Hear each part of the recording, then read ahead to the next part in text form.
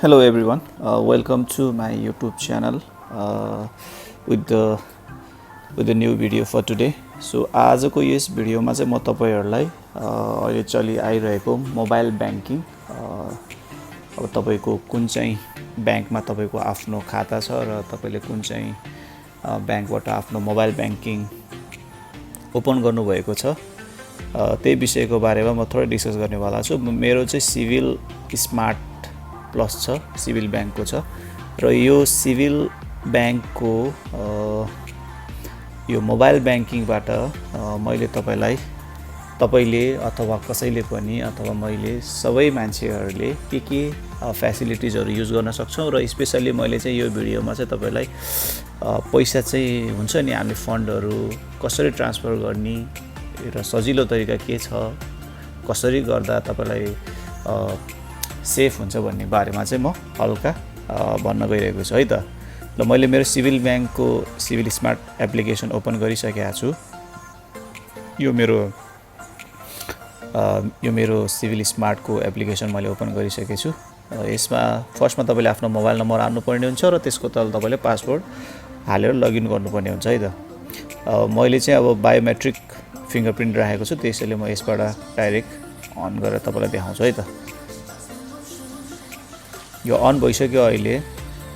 यसमा अन भइसकेपछि चाहिँ फर्स्टमा अब यसमा के गर्न सकिन्छ भने म तपाईलाई अलिअलि भन्दिदै छु। जस्तो कि लोड वालेट भनेको छ, लोड वालेटमा चाहिँ तपाईले अब ई-सेवा लोड गर्न सक्नुहुन्छ अनि लोड खल्ती पनि गर्न सक्नुहुन्छ है त। यसपछि तपाईले अब यो माई अकाउन्टमा चाहिँ तपाईले तपाईको आफ्नो अकाउन्ट देखाउँछ अहिले, यसमा डिटेल्सहरु हुन्छ हैन। अनि यो पेमेन्ट्समा चाहिँ के छ भन्दाखेरि चाहिँ यही हो सबै यसमा तपाईले रिचार्ज टप अप गर्न सक्नुहुन्छ। तपाईले अब इलेक्ट्रिक बिलहरु, वाटर बिलहरु पनि यसबाट पेमेन्ट गर्न सक्नुहुन्छ है त।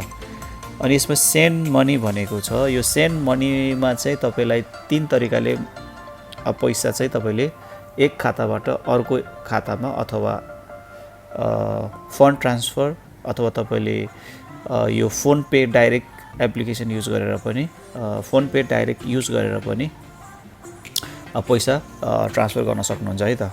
फोन पे डाइरेक्ट भनेको चाहिँ यही हो, युजिङ रिसिप्ट्स मोबाइल नम्बर भनेको छ। तपाईले मोबाइल नम्बरहरु युज गरेर गर्न सक्नुहुन्छ।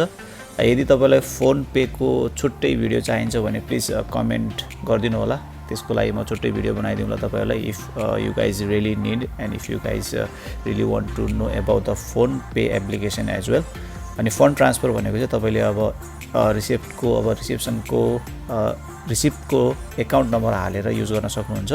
अनि आईपीएस ट्रान्सफर भनेको चाहिँ इन्टर ब्याङ्क पेमेन्ट सिस्टम हो है त। अब मैले चाहिँ तपाईलाई यो आईपीएस ट्रान्सफर बाट कसरी पैसा ट्रान्सफर गर्न सकिन्छ भन्ने बारेमा चाहिँ भन्न गइरहेको छु है त। ल आईपीएस ट्रान्सफरमा क्लिक गरेपछि एमाउन्ट सोधेको छ, कति एमाउन्ट पठाउनुहुन्छ तपाईले, कति एमाउन्ट ट्रान्सफर गर्न चाहनुहुन्छ त्यो सोधेको छ। अनि बेनिफिशियरी ब्याङ्क भनेको छ, अब तपाईले कसको तपाईले अब कसलाई पैसा पठाउँदै हुनुहुन्छ र उसको ब्याङ्क कुन हो भनेर चाहिँ यसले सोधेको छ। तपाईको अब यो चाहिँ अब यो एग्रिकल्चर डेभलपमेन्ट ब्याङ्क यो एप्लिकेसनले नै फर्स्टमा यही दिएको छ। अनि त्यहाँदेखि तपाईले ब्याङ्क हानिसकेपछि त्यो ब्रान्च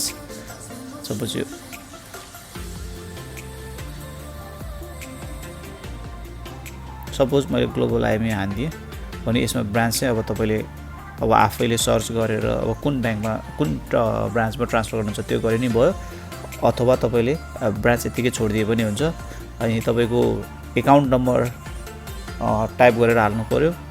अनि तपाईको यो बेनिफिशियरी अकाउन्ट नेम भनेको तपाईको अकाउन्टमा के छ नाम त्यो राख्नु पर्यो।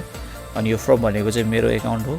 अनि यो रिमार्क्स भनेको चाहिँ अब यसमा अब रिमार्क्स लेख्न सक्नुहुन्छ तपाईले, अब के रिजनले पठाउन चाहनुहुन्छ त्यो लेख्न सक्नुहुन्छ। त्यो गरिसकेपछि तपाईले त्यसलाई सबमिट गरिदिनुहोस्। सबमिट गरिसकेपछि तपाईलाई तपाईको ब्याङ्कले तपाईको ग्लोबल स्मार्टले तपाईको ट्रान्ज्याक्सन पिन नम्बर माग्छ है त। जब ट्रान्ज्याक्सन पिन नम्बर माग्छ तपाईले ट्रान्ज्याक्सन पिन नम्बर टाइप गरेर सबमिट गरिदिनु भयो भने तपाईको एमाउन्ट तपाईको ब्याङ्कबाट तपाईले कसलाई ट्रान्सफर गर्न चाहनुहुन्छ त्यसमा त्यो पैसा रिच हुन्छ। यदि त्यो पर्सनले पनि मोबाइल ब्याङ्किङ गरेको छ भने within 2 minutes or within 5 minutes notification आउँछ ब्याङ्कमा द्याट मान्छेले चाहिँ पैसा ट्रान्सफर गरेको छ है तपाईँको एमाउन्टमा भनेर नोटिफिकेसन आउँछ है त।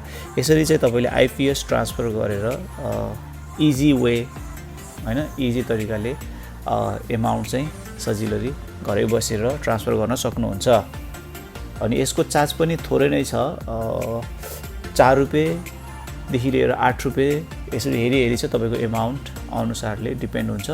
चार्ज पनि म्याक्सिमम 4 अदरवाइज 8 रहेको छ। तपाईँको जति एमाउन्ट बढ्दैको यो चार्ज सर्भिस चार्ज पनि अलिकति बढ्दै जान्छ है त।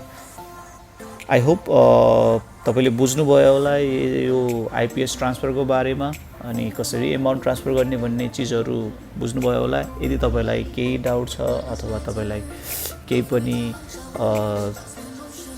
अनक्लियर छ भने यो मेसेज अनक्लियर भयो अथवा केही तपाईँले बुझ्नु भएन भने मलाई कमेन्ट सेक्सनमा क्वेसन गरेर सोध्न सक्नुहुन्छ। म त्यसमा डेफिनेटली रिप्लाई गर्नेछु है त। सो यो सबै चिज चाहिँ आजको मैले यो भिडियोको सेसनमा राखेँ। यदि केही छ भने कमेन्ट गरेर सोधिदिनु होला है त। अनि भिडियो हेरिसकेपछि मन पर्यो भने लाइक गरिदिनु होला। अनि तपाईँ च्यानलमा फर्स्ट टाइम हुन्छ भने प्लिज सब्सक्राइब गरेर जानु होला। Thank you.